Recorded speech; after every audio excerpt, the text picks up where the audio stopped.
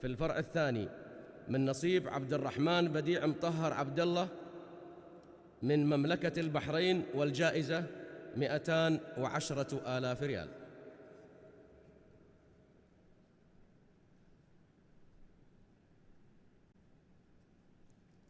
المركز الثاني في الفرع الثاني من نصيب خالد بن سليمان بن صالح البركاتي من المملكة العربية السعودية، والجائزة 230,000 ريال.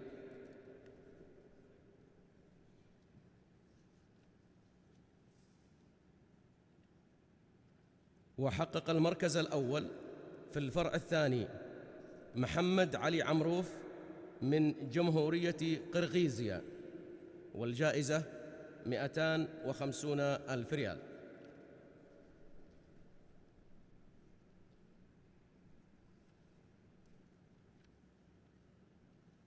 وإلى الفرع الأول، فقد حقق المركز الثالث فيه محمد